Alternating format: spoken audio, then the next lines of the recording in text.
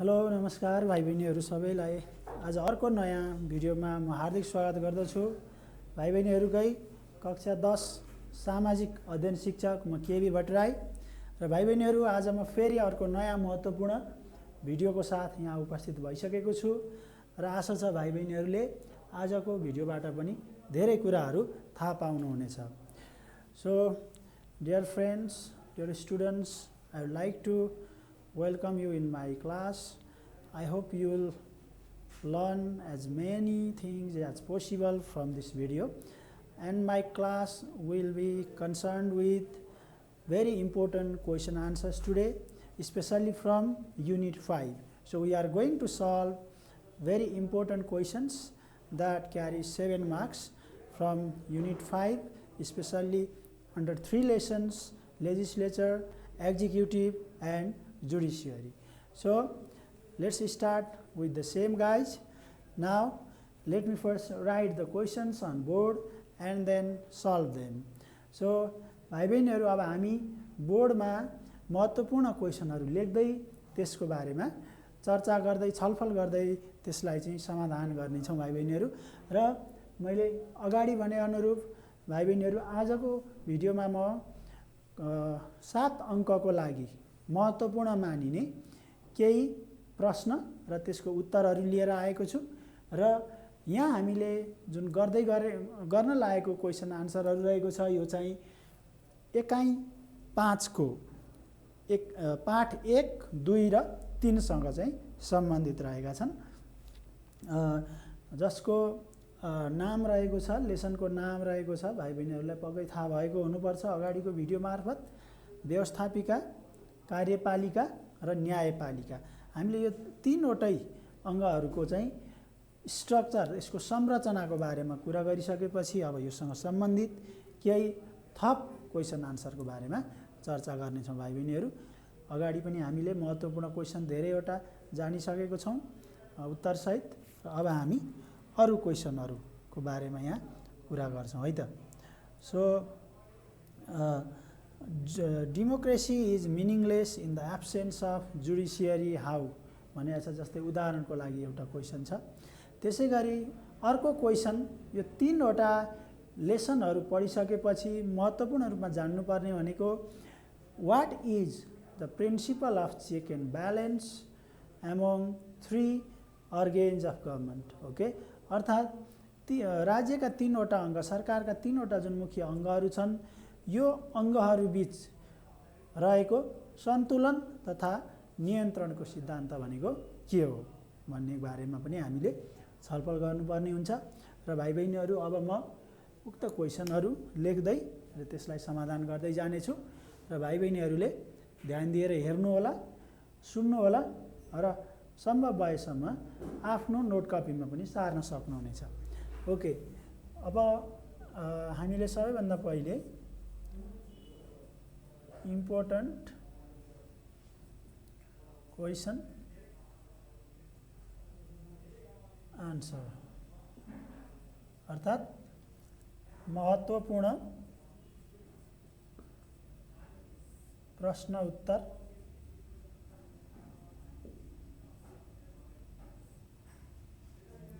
यो चाहिँ एकाइ 5 पाठ 1, 2 र 3। Okay, from unit 5 lesson 1, 2 and 3।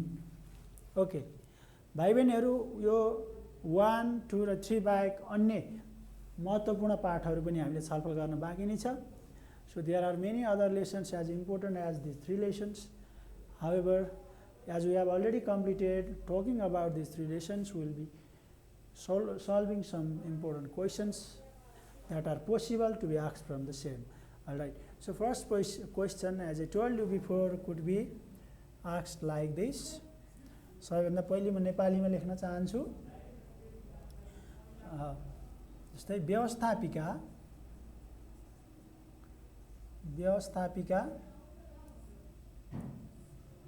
कार्यपालिका र न्यायपालिका बीच रहेको सन्तुलन तथा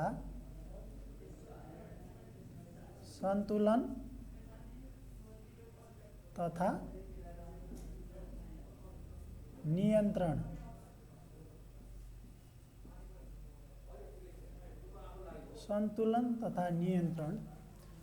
को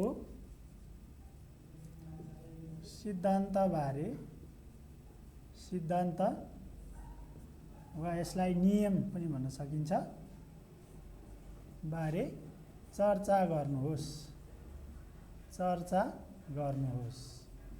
okay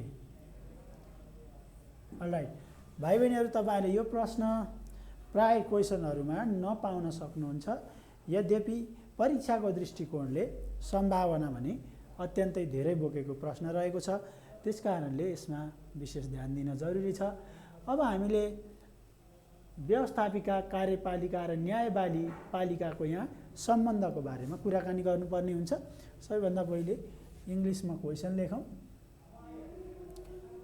okay explain the principle of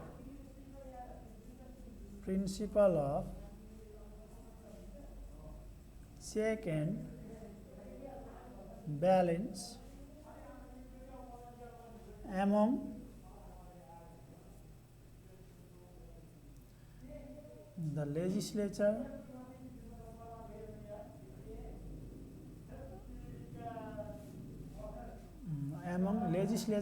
executive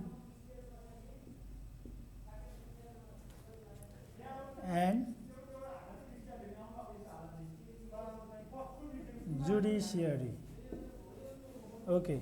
Explain principle of check and balance among legislature, executive and judiciary.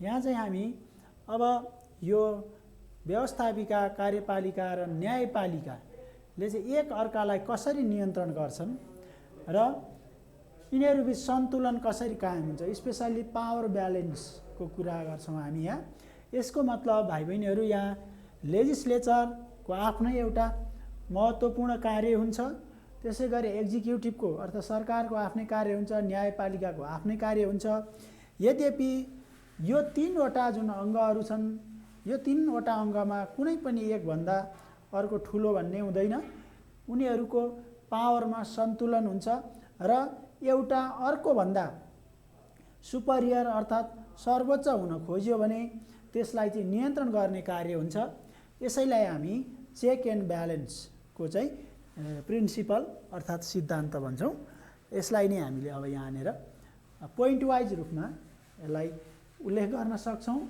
अर्थात भाइ बहिनीहरूले प्याराग्राफ अर्थात अनुच्छेद बनाएर पनि यसलाई उत्तर लेख्न सक्नुहुनेछ र अब सुरु गरौं यसको उत्तर लेख्न okay the principle of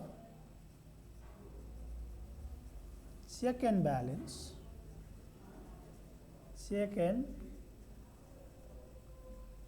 balance among the three organs of state can be mentioned in points below okay तल चाहिँ हामी यसलाई पोइन्ट अर्थात ओके बुँदागत रूपमा यहाँ उल्लेख गर्न सक्छौं राज्यका तीन महत्त्वपूर्ण अङ्गहरूको बारेमा अङ्गहरू बीचको नियन्त्रण तथा सन्तुलनको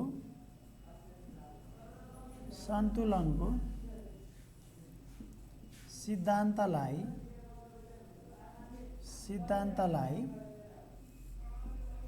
तल बुँदागत रूपमा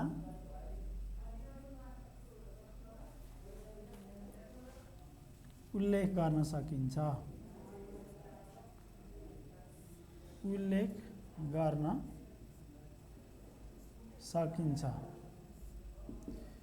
ओके, भनेर हामी यसरी लेख्न सक्छौँ।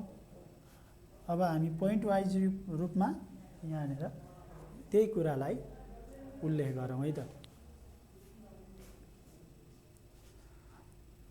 Okay, no organ of the state among three is more powerful than the other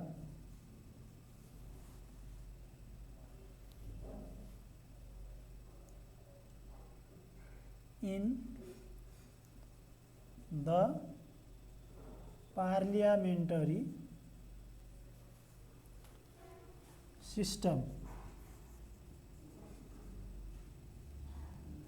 of government.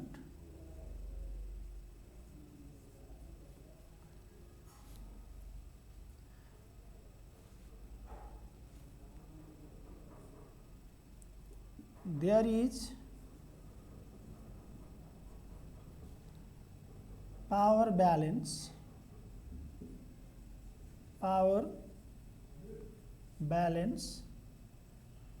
among these three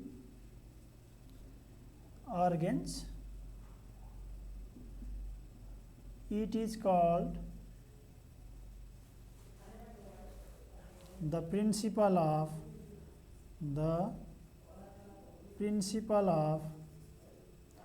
check and balance.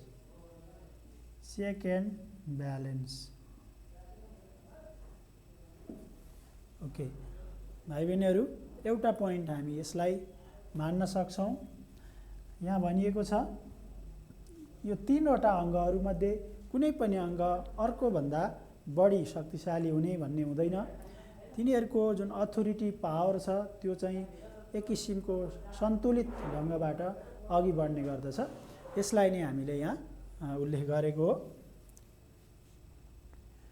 Okay, राज्यका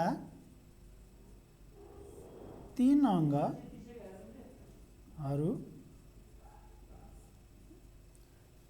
मध्ये कुनै पनि अङ्ग अर्कोभन्दा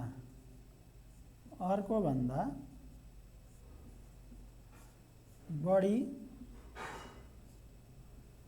शक्तिशाली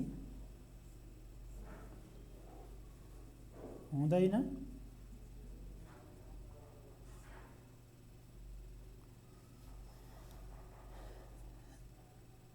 उक्त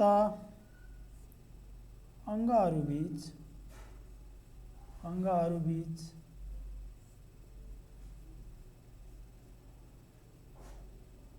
शक्ति समीकरण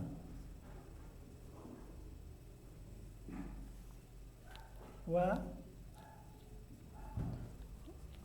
सन्तुलन हुने यो सिद्धान्तलाई नै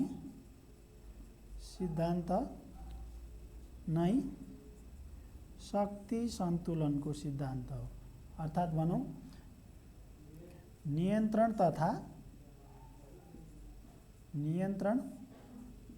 तथा सन्तुलनको सिद्धान्त हो। सन्तुलनको सिद्धान्त हो। ओके, अब अर्को नम्बर रहेको छ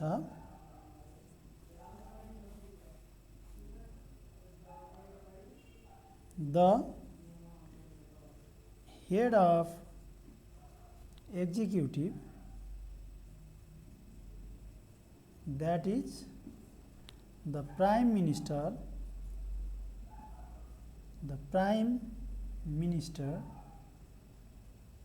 is chosen by the legislature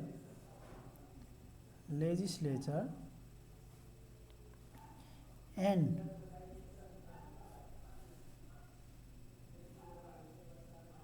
the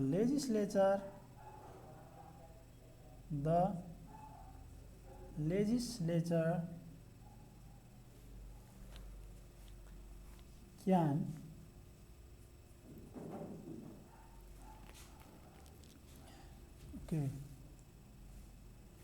exclude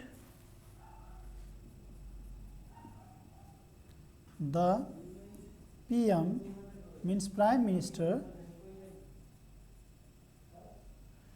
from his post through the vote of no confidence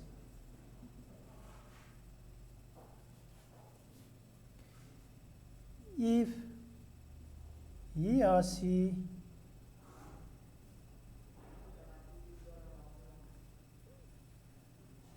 has poor performance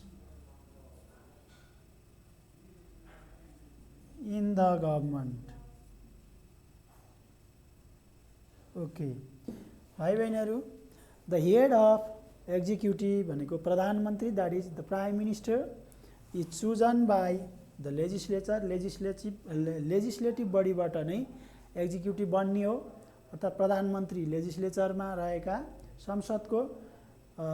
संसदमा सबैभन्दा धेरै सिट जित्ने, अर्थात् मेजोरिटी सिट जसले कमान्ड गर्छ सो दलको नेता चाहिँ, जुन दलले प्राप्त गर्छ सो दलको नेता चाहिँ प्रधानमन्त्री हुने भएको हुनाले र त्यो लेजिस्लेचरबाटै चाहिँ नियुक्ति हुने हुनाले लेजिस्लेचरले एक्जिक्युटिभ हेडको नियुक्ति गर्ने गर्दछ भने फेरि इनकेस प्रधानमन्त्री अर्थात् सरकारको कामप्रति कुनै शङ्का भएमा, अर्थात् कानुन अनुरूप काम नगरेमा, जिम्मेवारीबाट टाढा रहेमा, अर्थात् एकलौटी ढङ्गबाट शासन सञ्चालन गर्ने कुनै चेष्टा गरेमा उक्त व्यवस्थापिकाले त्यो कार्यपालिकालाई भङ्ग गर्न सक्छ, अर्थात् प्रधानमन्त्रीलाई उक्त पदबाट हटाउन सक्छ अविश्वासको प्रस्ताव मार्फत। त्यो एउटा महत्त्वपूर्ण पावर हो भने अब यसपछि फेरि प्रधानमन्त्रीसँग पनि लेजिस्लेचरलाई भङ्ग गर्ने एउटा पावर हुन्छ, एक किसिमको अथोरिटी हुन्छ। यो अर्को यो कुराले यो दुईटाको सन्तुलन अर्थात् पावरलाई चाहिँ सन्तुलन राख्नमा, सन्तुलित बनाउनमा सहयोग गर्दछ। भाइ बहिनीहरू, यसलाई नेपालीमा लेखौँ।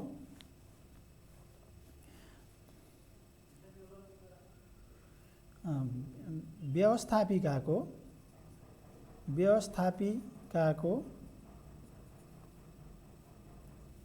प्रमुखको रूपमा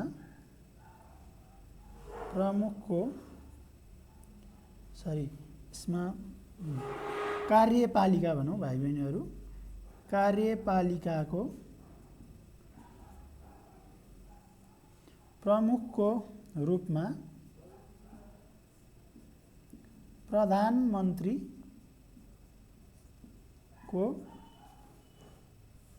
नियुक्ति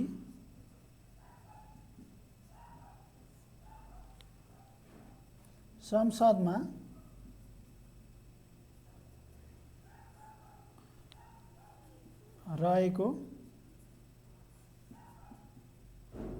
रहेका सदस्यहरू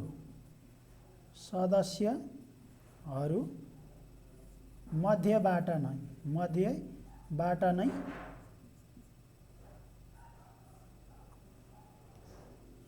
हुन्छ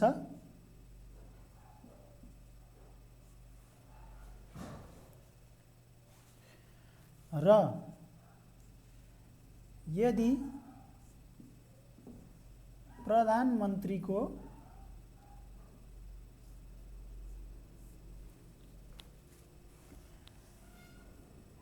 कार्य सम्पादनमा प्रश्न उठेमा वा जनभावना अनुरूप कार्य नगरेमा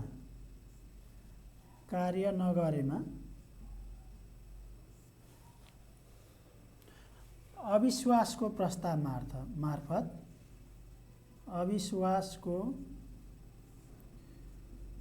प्रस्ताव मार्फत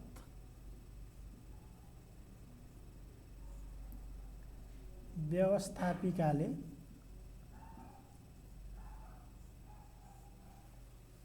प्रधानमन्त्रीलाई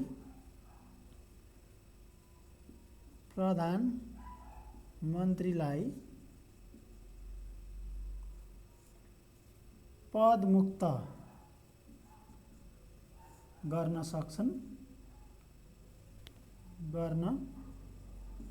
सक्दछ।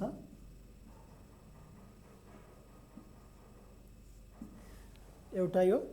त्यसै गरी अब हामी अर्को बुँदामा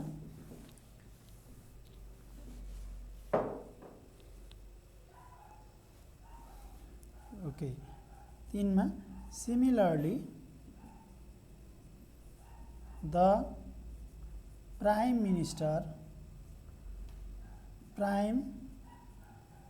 minister may dissolve the parliament and call for a fresh election if the legislature is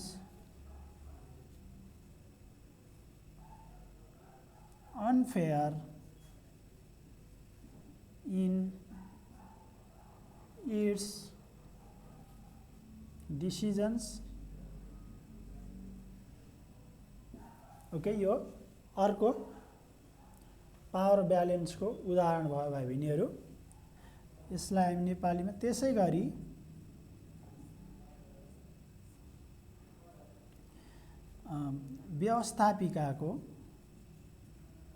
व्यवस्थापिकाले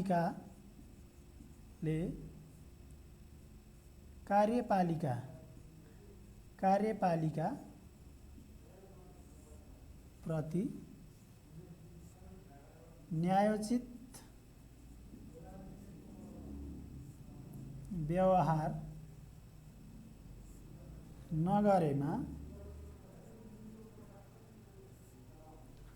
प्रधानमन्त्रीले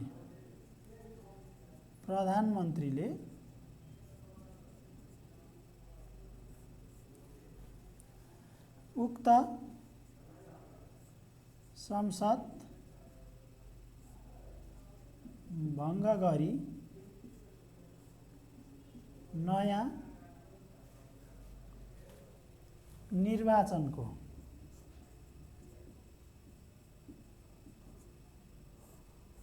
घोषणा गर्न सक्दछन्।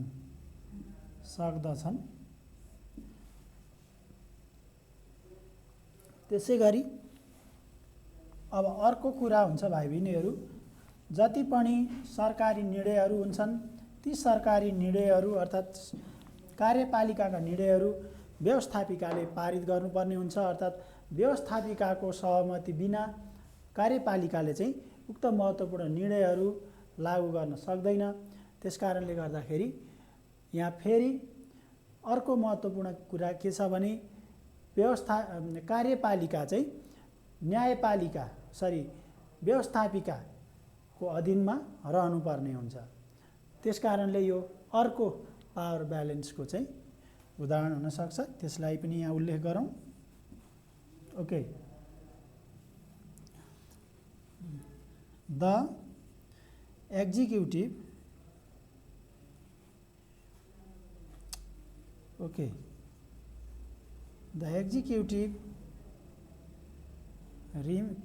remains in power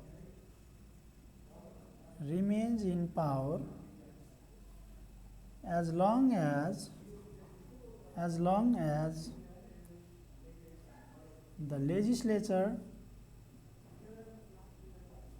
supports it.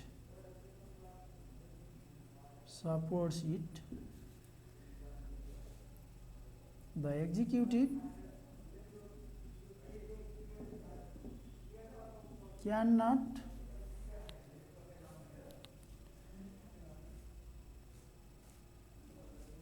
make solo decision as it needs approval from the legislature. Okay, र अर्को कुरा रहेको छ भाइ बहिनीहरू, कार्यपालिका वा सरकारले कुनै पनि निर्णय गर्नुपर्दा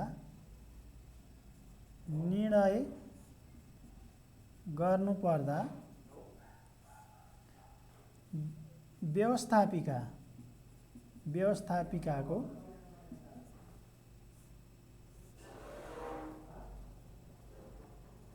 सहमति आवश्यक पर्दछ।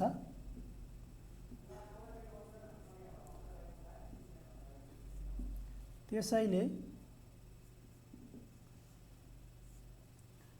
कार्यपालिकाको अस्तित्व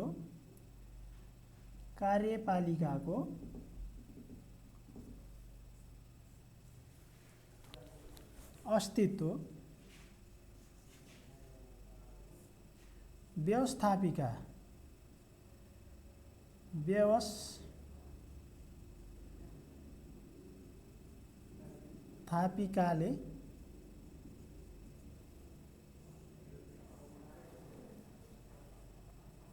सहयोग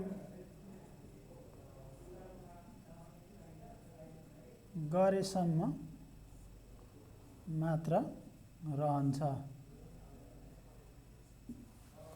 ओके भाइ बहिनीहरू, यो प्रश्नलाई पुष्टि गर्ने यो अर्को महत्त्वपूर्ण कुरा भयो।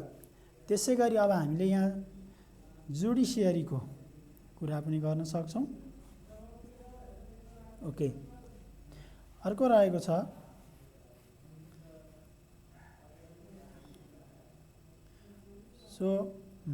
The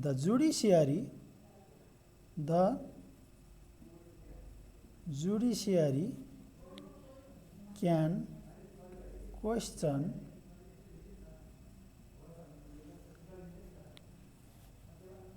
over the important decisions of legislature and executive, mainly in legal matters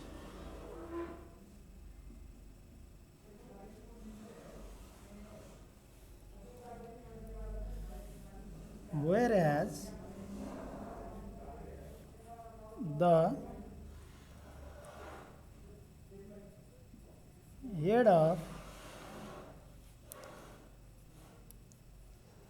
the judiciary, head of the judiciary is appointed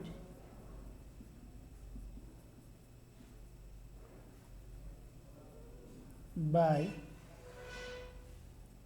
the legislative and executive body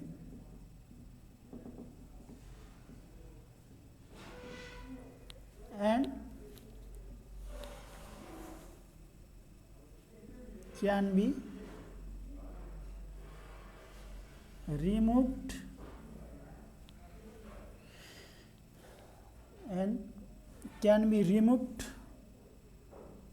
by them from the post. Okay, र अर्को कुरा के रहन्छ भने भाइ बहिनीहरू, यदि कानुन बमोजिम कार्यपालिका र व्यवस्थापिका अगाडि नबढेमा न्यायपालिकाले प्रश्न खडा गर्न सक्छ, अर्थात् न्यायपालिकाले अवरोध निम्त्याउन सक्छ, त्यहाँनिर कानुनी बाधा अडचन आइपर्न सक्छ। त्यसकारणले एकलौटी ढङ्गबाट आफ्नो निर्णयमा कानुन विपरीतका निर्णयहरूमा व्यवस्थापिका र कार्यपालिका अगाडि बढ्न पाउँदैनन्। फेरि अर्को कुरा के हुन्छ भने न्यायपालिकाको पनि विशिष्ट व्यक्ति स्पेसली जस्तै प्रधान न्यायाधीश लगायत अन्य न्यायाधीशहरूको नियुक्तिको कुरामा व्यवस्थापिका र कार्यपालिकाको हात रहन्छ र यदि न्यायपालिका प्रमुखको काम पनि सन्तुष्टिजनक नभएको खण्डमा पदबाट हटाउने अधिकार पनि व्यवस्थापिका र कार्यपालिकालाई हुने गर्दछ। त्यसकारणले गर्दाखेरि यसरी दोहोरो सम्बन्ध, दोहोरो किसिमको भूमिका यी अङ्गहरूबीच रहेको हुन्छ। यसलाई नै हामी सन्तुलन तथा नियन्त्रणको सिद्धान्त भन्छौँ भाइ बहिनीहरू। अब यसलाई म थोरै नेपालीमा पनि प्रष्ट बनाउन चाहन्छु, राम्रोसँग हेर्नु होला। ओके, अर्को छ 5 नम्बरकै यो नेपालीमा। त्यसै गरी न्यायपालिकाले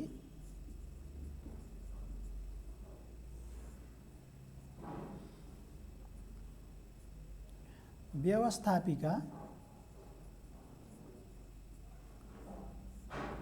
र कार्यपालिकाले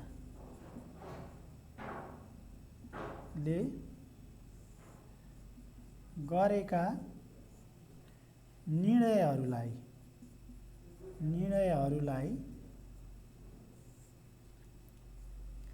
कानुन विपरीत भएको खण्डमा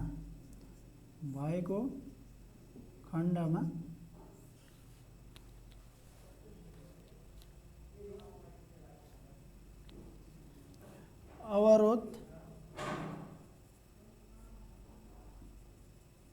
खडा गर्न वा उक्त कार्यलाई बन्देज लगाउन सक्छ,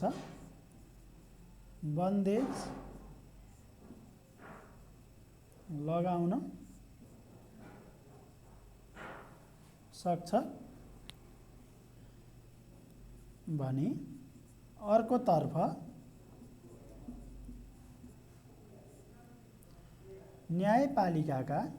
न्यायपालिकाको प्रमुखको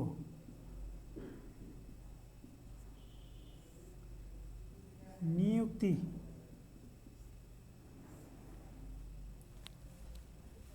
व्यवस्थापिका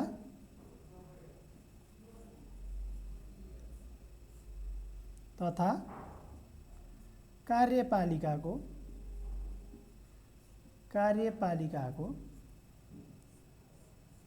अधीनमा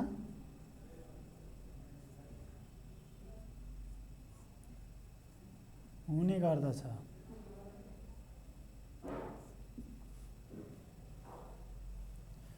साथै आवश्यक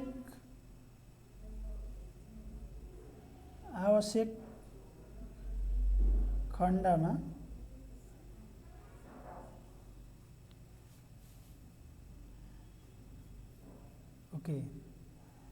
न्यायाधीशहरूको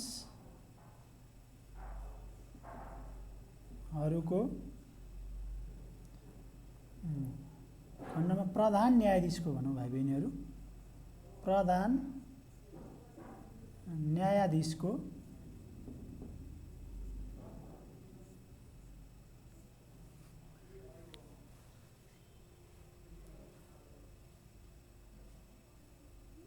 आवश्यक खण्डमा प्रधान न्यायाधीशलाई जिम्मेवारी मुक्त गर्ने काम पनि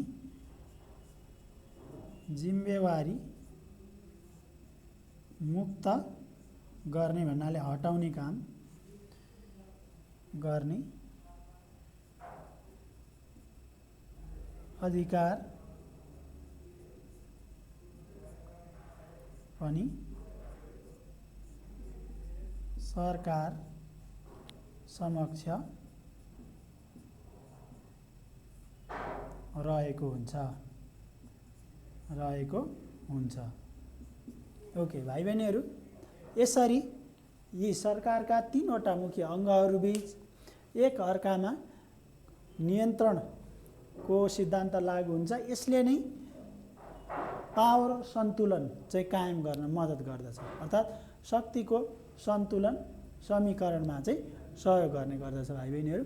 यसरी हामी यो क्वेसनलाई प्याराग्राफमा अर्थात् बुदागत रूपमा यसरी व्याख्या गर्न सक्छौँ र आशा छ भाइ बहिनीहरूले यो कुरालाई पक्कै पनि ख्याल गर्नुभयो होला र यसको बारेमा बुझ्नु पनि भयो होला। अलराइट, यो भयो योसँग सम्बन्धित एउटा महत्त्वपूर्ण प्रश्न। अब यसपछि भाइ बहिनीहरूलाई म अर्को महत्त्वपूर्ण प्रश्नको बारेमा कुरा गर्छु।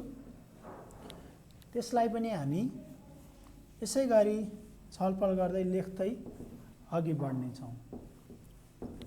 ओके,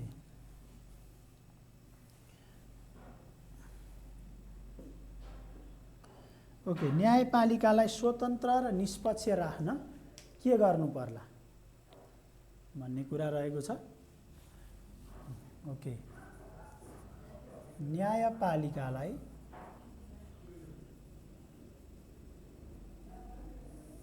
स्वतन्त्र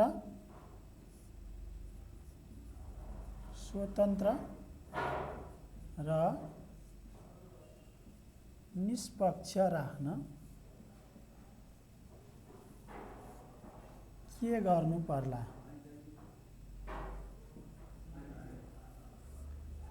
ओके, अर्थात् हामी यसलाई अङ्ग्रेजीमा भन्नुपर्दा, इङ्ग्लिसमा भन्नुपर्दा what should be done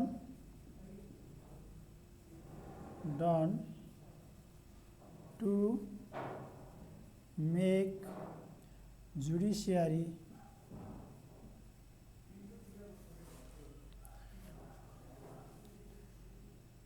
free and impartial, independent भने पनि हुन्छ।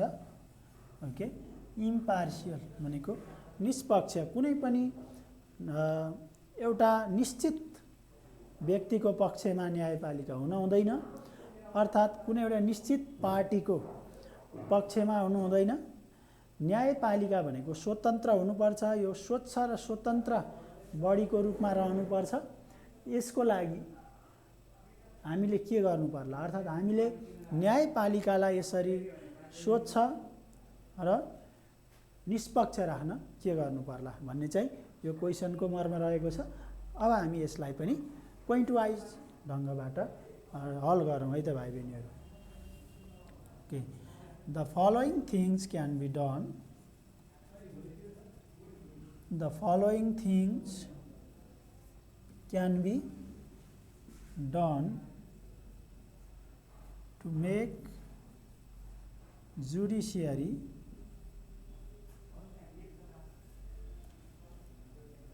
free and impartial. ओके, न्यायपालिकालाई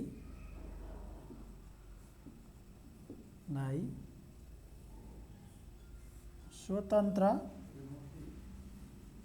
र निष्पक्ष राख्न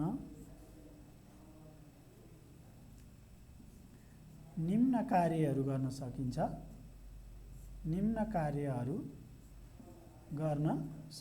भनेर हामी सुरु गर्न सक्छौं। यद्यपि अन्य ढंग, अन्य तरिका पनि छन् जसबाट जुन प्रयोग गरेर हामी उत्तरलाई चाहिँ अगाडि बढाउन सक्छौं। ओके, र सबैभन्दा पहिलो कुरा, न्यायालयलाई स्वतन्त्र र निष्पक्ष राख्न, यो न्यायपालिकामा कुनै पनि राजनीतिक हस्तक्षेप हुनु हुँदैन। राजनीति र न्यायपालिका टाढा हुनुपर्दछ। ओके, त्यो चाहिँ यहाँ लेख्नुपर्ने हुन्छ हामीले।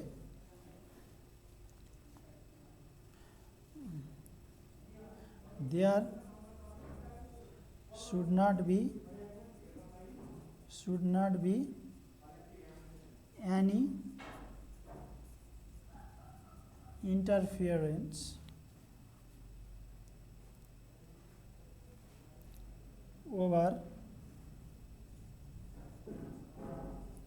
the judicial authority from the political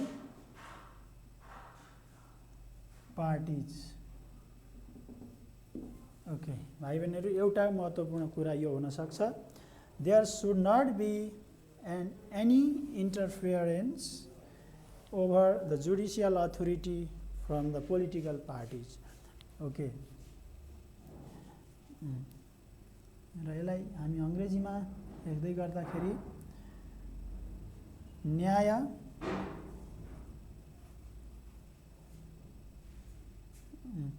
न्यायपालिकाको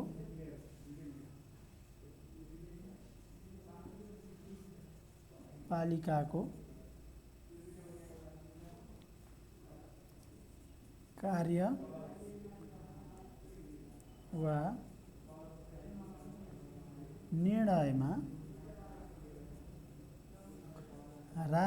राजनैतिक दलको कुनै पनि हस्तक्षेप हुनु हुँदैन। कुनै पनि हस्तक्षेप हुनु हुँदैन।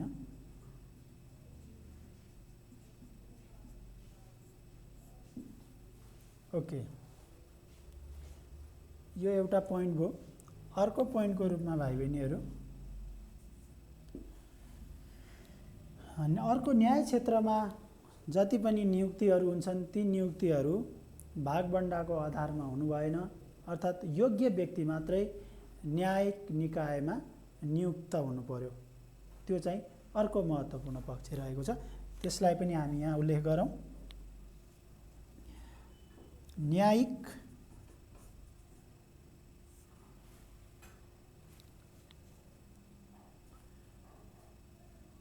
निकायमा, यहाँ न्यायिक निकाय भन्नाले अदालत भनेर बुझ्नुपर्छ भाइ बहिनीहरु।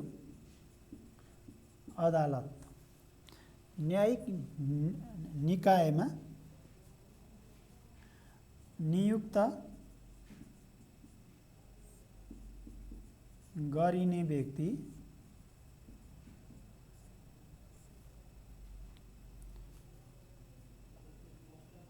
योग्य, ईमानदार र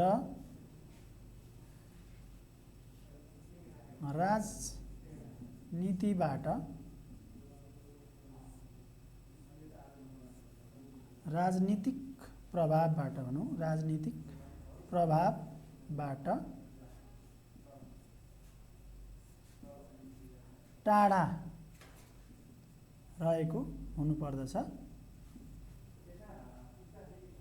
टाढा रहेको हुनुपर्दछ ओके यो रहेको छ अर्को पोइन्ट भाइ बहिनीहरू the person to be appointed in the judicial institution should be qualified, honest and free from political influence.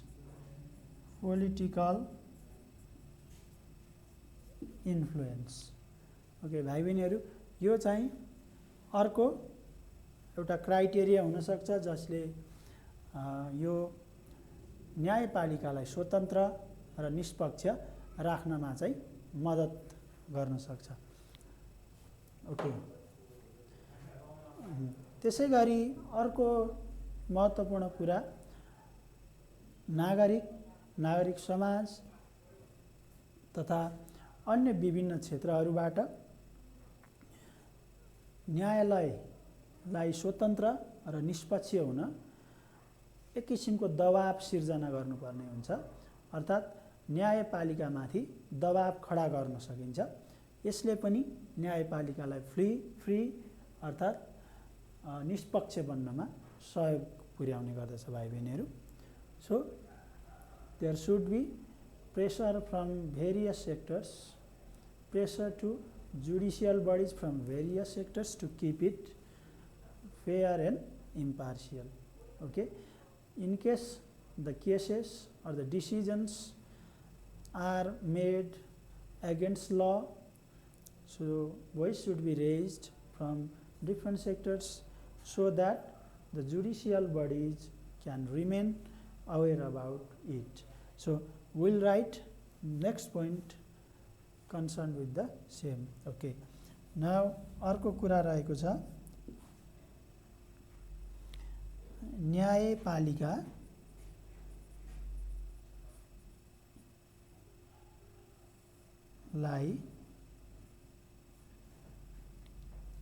स्वतन्त्र तथा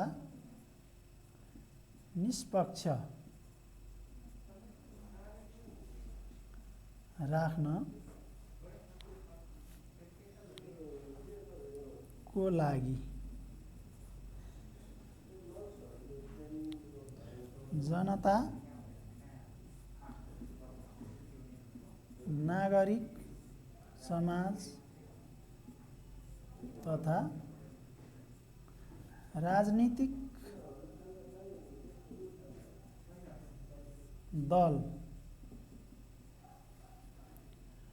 दलहरूबाट सरकारलाई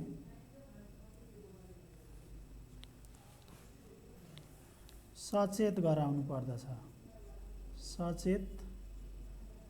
गराउनु पर्दछ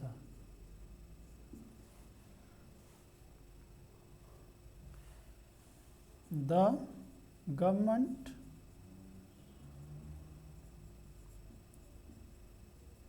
should be made aware about the freedom and impartiality of judiciary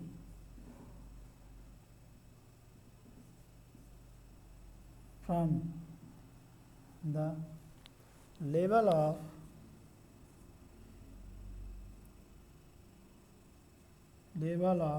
general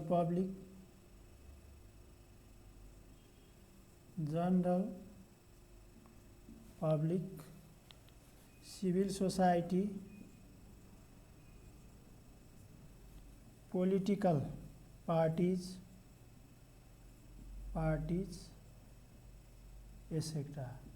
okay भाइ बहिनीहरू, यसलाई हामी अर्को ढङ्गबाट पनि लेख्न सक्छौँ, जस्तै the government should be pressurised from various sectors to make judiciary impartial and free अनि भन्न सक्छौँ हामी। अर्थात् the political party, civil society and the general public should raise voice against the impartial decisions of the judicial bodies, and they should make government aware about such type of activities or decisions. Okay, यसरी पनि हामी अर्को ढङ्गबाट पनि यसलाई हामी भन्न सक्छौँ। यसै गरी हामीले अर्को बुँदामा लेखौँ।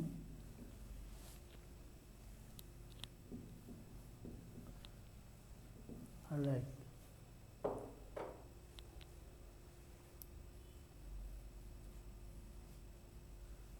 नेक्स्ट कुरा रहेको हुन्छ भाइ बहिनीहरू।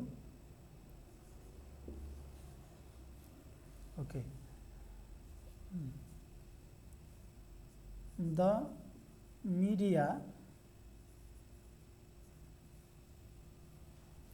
should publicize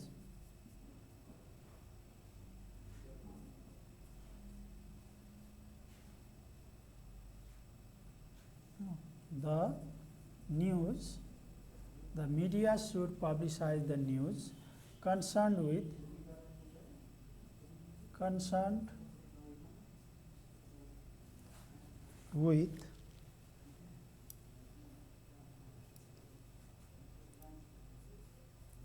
partiality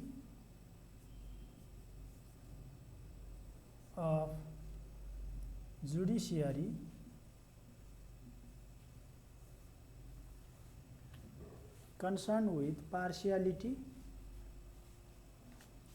of judicial decision भनौँ, partiality of judicial decisions to create pressure on it. Okay, दबाव सृजनाको लागि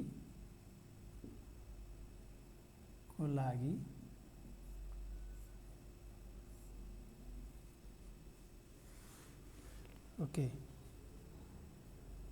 सञ्चार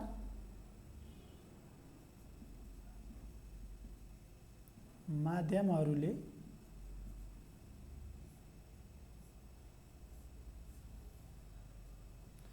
न्यायपालिका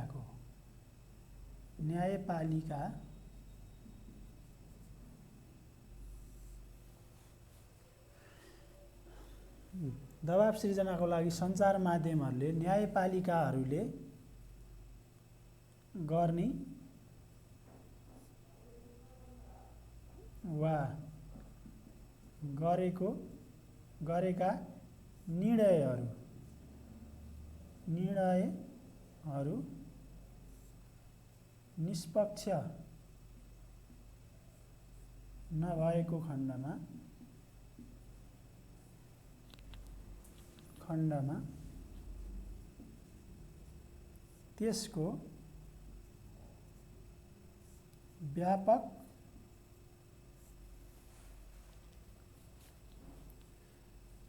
प्रचार गर्नुपर्दछ।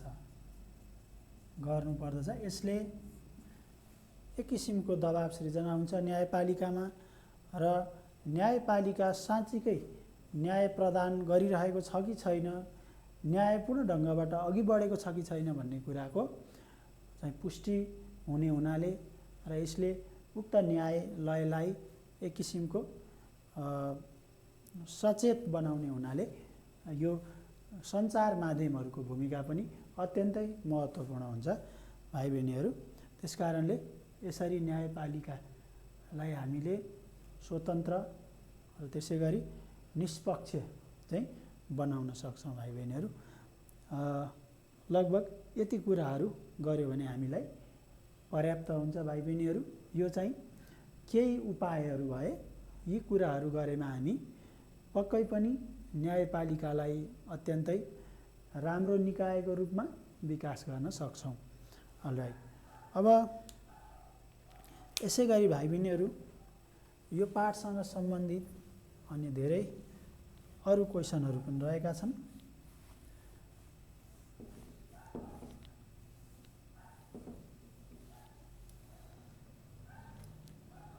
ओके,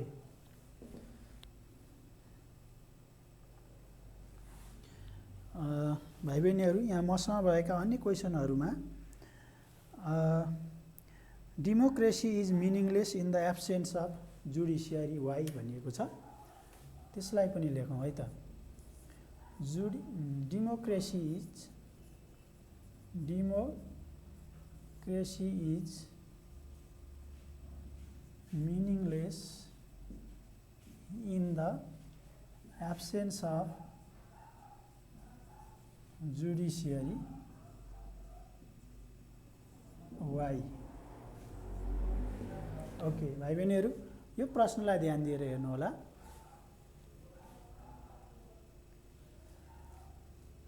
न्यायपालिकाको अभावमा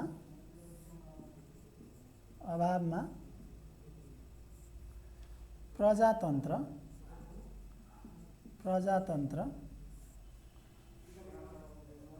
अर्थविहीन हुन्छ।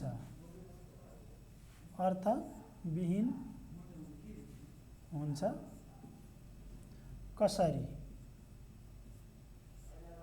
अर्थात् किन भनौँ, वाइ भनेको छ किन वा कसरी। जस्तै क्वेसनले भनेको कुरा यहाँ के भनेको छ भने न्यायपालिका अर्थात् अदालतको व्यवस्था भएन भने प्रजातन्त्र सफल हुन सक्दैन। प्रजातन्त्रमा न्याय र स्वतन्त्रता महत्त्वपूर्ण पक्ष हुन्। न्याय र स्वतन्त्रता बिना प्रजातन्त्रको परिकल्पना गर्न सकिँदैन र उक्त न्याय तथा स्वतन्त्रता प्रदान गर्ने निकाय भनेको न्यायपालिका नै हो। त्यसकारणले यो महत्त्वपूर्ण छ। यही कुरालाई अब हामी यहाँ सल्भ गरौँ है त भाइ बहिनीहरू। ओके, न्यायपालिकाको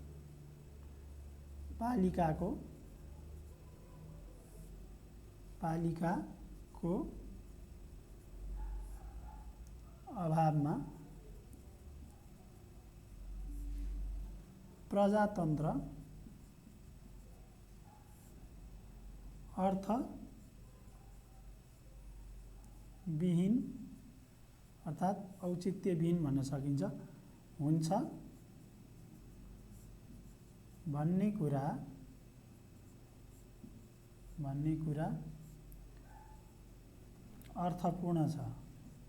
अर्थपूर्ण रहेको छ।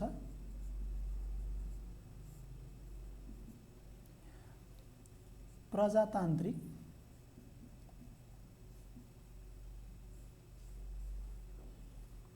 शासन प्रणालीमा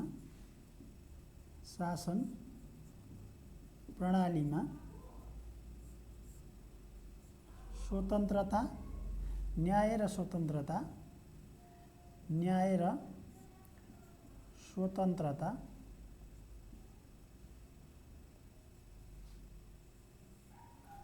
महत्त्वपूर्ण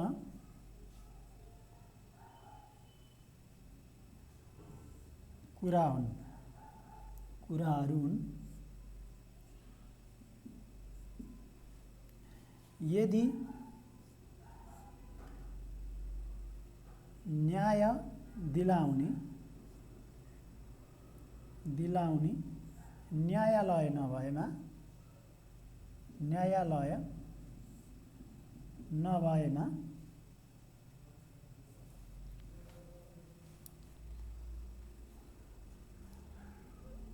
नागरिकले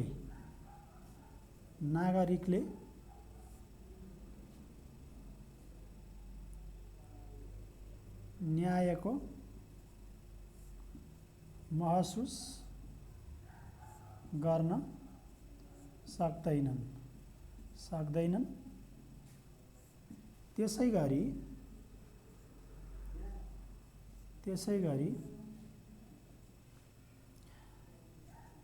नागरिक अधिकारको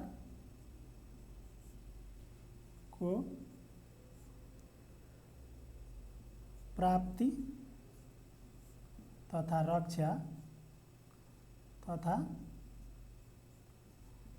रक्षा गर्ने निकाय पनि न्यायपालिका नै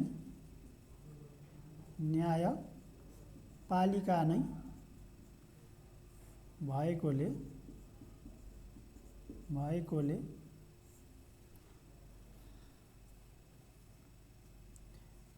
यसको महत्त्व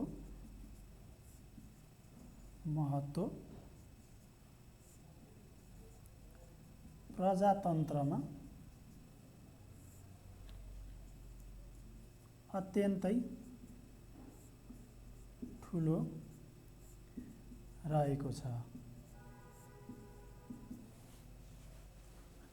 ओके भाइ बहिनीहरू, जति पनि मानिसहरूको जीवनमा आइपर्ने न्यायसँग सम्बन्धित, न्यायको हनन त अधिकारको हननसँग सम्बन्धित विभिन्न मुद्दा मामिलाहरू हेर्ने एउटा महत्त्वपूर्ण निकाय भनेको नि न्यायपालिका हो। र जब कुनै पनि व्यक्तिले आफूले न्याय पाएको महसुस गर्छ, आफू स्वतन्त्र भएको महसुस गर्दछ र अधिकारहरूको प्रत्याभूति भएको महसुस गर्दछ, तब मात्रै उक्त व्यक्तिलाई म एउटा प्रजातान्त्रिक देशको नागरिक हुँ भन्ने एक किसिमको अनुभूति प्राप्त हुन्छ। त्यसकारणले यो सबै कुरा दिलाउनको लागि न्यायपालिका नै चाहिने गर्दछ, किनभने न्यायपालिकाले मात्र निष्पक्ष ढङ्गबाट चाहिँ न्याय दिलाउने कार्य गर्दछ। यसले खराब व्यक्तिलाई सजाय र जो निर्दोष हो उसलाई न्याय प्राप्त गर्ने भएको हुनाले प्रजातान्त्रिक प्रणालीको सफलतामा न्यायपालिका अत्यन्तै महत्त्वपूर्ण हुने गर्छ। भाइ बहिनीहरू, यही कुरालाई हामीले यसरी यहाँ उल्लेख गर्ने हो। Okay, the statement democracy is meaningless in the absence of judiciary holds truth. It is because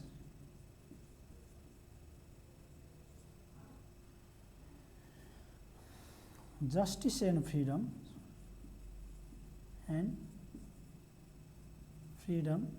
are very important aspect of democracy.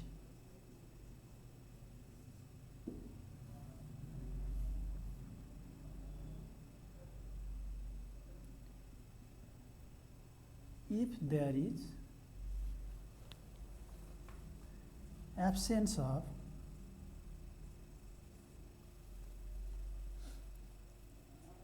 the justice providing body,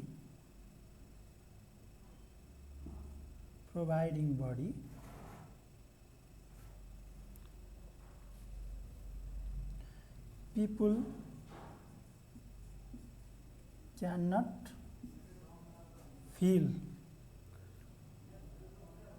real justice. Moreover,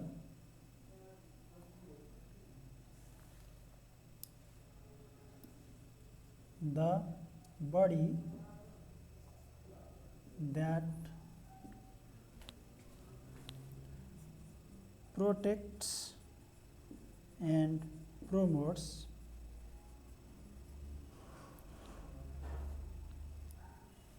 civil rights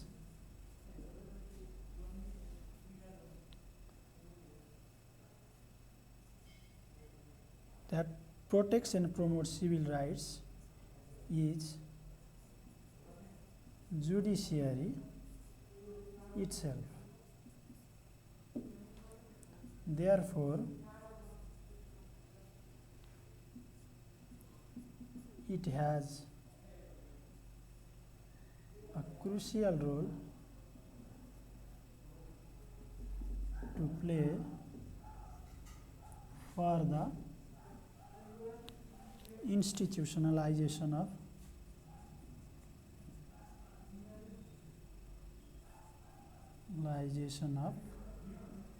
democracy.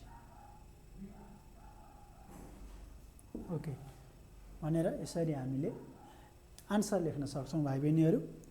So these questions that we solved today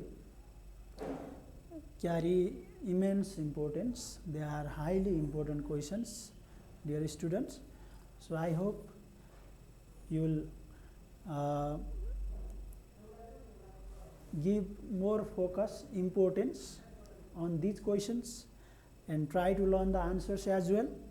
And next thing, I hope you will try yourself as well to write answer of these questions. So I hope I have given you very important questions and answers, and this would be highly beneficial from the point of view of exam as well. So please study this question answer very well at home, and if you have something to ask, or if you have any other queries concerned with the same lesson, please don't forget to write in comments. So thank you so much everyone for listening to me and watching the video until its end. So I will be back with yet another video next day, maybe on next topic that is as important as this. So till then, bye bye everyone, and have a very good day ahead. So thank you so much.